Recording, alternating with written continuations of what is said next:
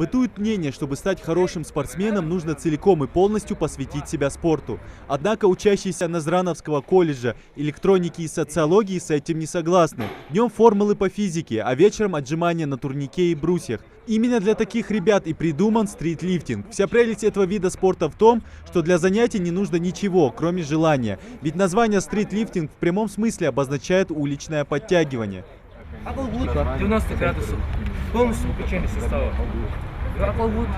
Полностью выключение состава. Ахмед Амхадов такой же студент, как и остальные. Однако помимо успеха в изучении электроники, он может похвастаться еще и титулом мастера спорта по стритлифтингу. Любовь к спорту у него родилась еще в раннем детстве. Но помимо физических нагрузок, ему давались и точные науки. Решение пришло еще в школе. Нужно совместить спорт и учебу.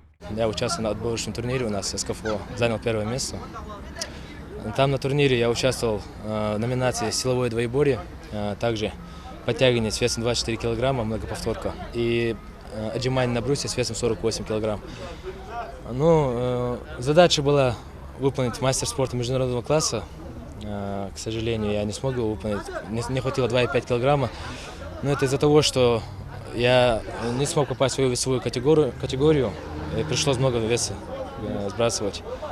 Поэтому. А так, я даже побил свой рекорд, сделал силовой двоеборье 182 килограмма, подтягивание 75 килограмм и брусья с весом 107 килограмм.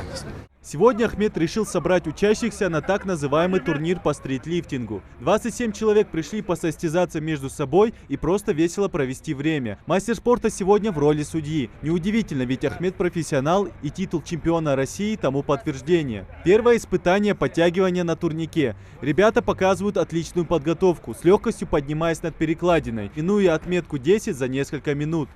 Турники найти легко, они почти во всех дворах, везде можно найти их.